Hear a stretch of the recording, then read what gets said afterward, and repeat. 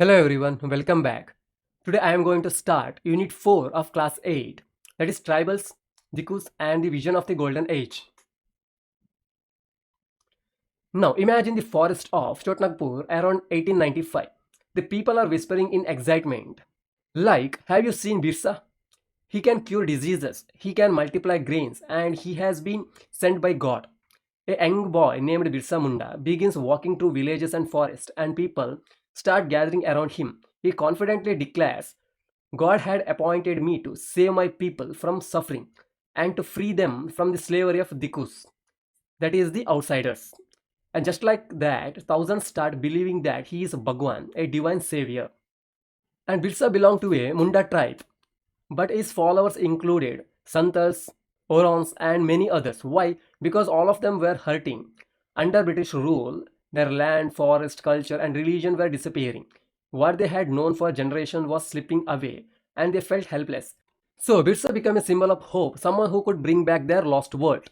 These chapters ask important questions such as what problems did Birsa want to solve, and who were these outsiders called Dikus, and how did they exploit tribals, and how did British rule change tribal life. And to understand this movement, we must first understand how tribal groups lived before the British changed everything. By the 19th century, tribal groups lived different lifestyles depending on their needs and environment. Some were jhum cultivators. Many tribes practiced jhum cultivations, also called shifting cultivation. Their farming was deeply connected to forest. They cleared land by cutting branches and burning vegetation, and ash worked as a natural fertilizer. There were no plows, and seeds were scattered by hand. And once the crop was harvested, they moved to another patch of forest and leaving the old land to rest for years. This method was common in northeast and central India. Their survival depended on one thing, that is freedom to move inside forest. If forests were restricted, their farming and life collapsed. Next, the many tribes survived by hunting animals and collecting forest produce. For example, Khans of Orissa, they hunted together and shared the meat. They collected fruits, roots, herbs, oils and sold them in the market. Local craftsmen depended on them for forest flowers used to dye cloth and leather. But from where did they get rice and grains? Sometimes they exchanged forest items for food, sometimes worked in fields or as laborers building roads or carrying loads. But many, like Baigas of central India, refused to do labor jobs. They believed it was below their dignity. They saw themselves as the children of forest, not servants of outsiders. As supplies from forests reduced, tribals became dependent on traders and moneylenders.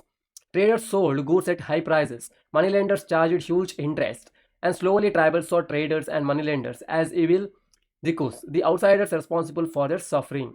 Next, some tribes were pastoralists, moving with their herds from place to place when grass was exhausted. For example, one Gujjars, Labajis, and Gajjis, and Bakarwals. Next, slowly some tribal groups began settling permanently and forming year after year.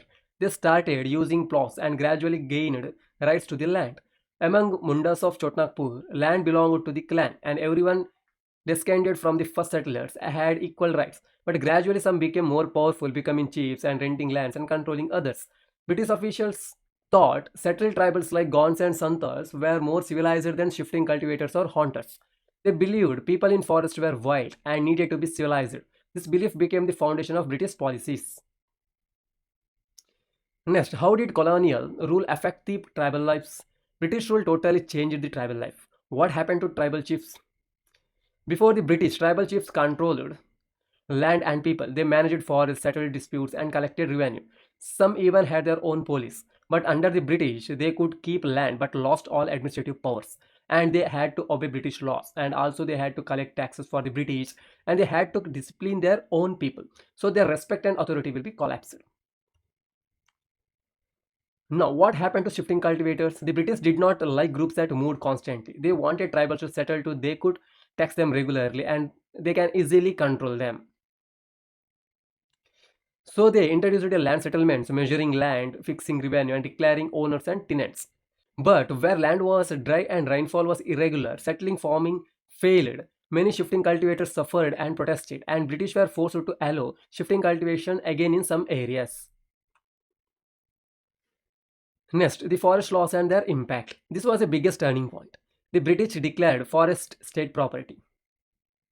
They created a reserved forest from which tribals were banned. The tribals could not collect fruits, graze animals, and hunt and cut woods and practice shifting cultivations. Their life was locked out. But then the British faced a new problem. Who will cut trees for railways and transport locks? They needed labor. So they created forest villages, giving small land patches but forcing tribal to work for forest department. This was indirect slavery. Naturally, rebellion started in Songram Sagma in 1906 in Assam and also in Forest Satyagraha in 1930 in the central provinces. The anger was here growing. Next one is problem with trade. The traders and moneylenders started entering forests to buy products, offer loans, and hire labor. The tribals trusted them at first but slowly realized the trap. For example, the silk growers of Hazaribagh in Jharkhand, Santals raised silkworm cocoons, middlemen gave loan and brought cocoons for rupees 3 to 4 per thousand and sold them at 5 times higher price in Burdwan or Gaya. The real profit went to traders, not to growers, so tribals saw traders as their enemies. Next, the search for work. When forests were taken away, the tribals had no choice but to migrate for work.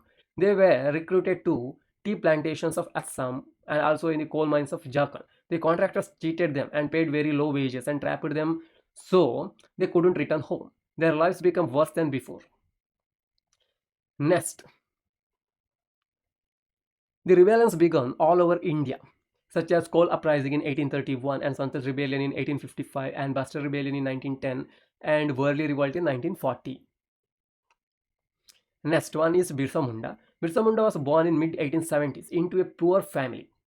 He grew up herding sheep and playing flute and dancing with the village akhar and constantly watching his family move from place to place for work. He listened to community leaders telling stories about golden age, a time when the Mundas were free and land belonged to the tribe and no Dikus existed. These dreams shaped his mind. Birsa attended a missionary school and learned Christian teachings about salvation. He also learned from Vaishnava saints about purity and devotion. He was influenced by many ideas and he wanted to reform his society. He asked people to stop drinking, clean their villages and end witchcraft and work hard and stay united. But Birsa Munda also strongly opposed the missionaries, moneylenders, Hindu landlords and British rule. In 1895, he called people to rebuild their lost world, a Satyug, a golden age of honesty, farming, and freedom and unity. Soon the movement became a political. Birsa called for the Munda Raj, a kingdom free from outsiders. His followers attacked police stations and churches and moneylenders and zamindars. They raised the white flag, that is the symbol of Birsa Raj. The British was panicked and Birsa was arrested in 1895 and imprisoned for 2 years. And he was released in 1897 and he restarted the movement even stronger. But in the 1900s, the Birsa died of cholera at just 25. The movement faded but the impact stayed forever. The Birsa's movement was important because it forced the British to pass laws protecting tribal land from being taken by Dikus. It proved that tribals could unite and organize and resist injustice strongly. His struggle became a symbol of tribal pride and resistance, inspiring India's future freedom movements.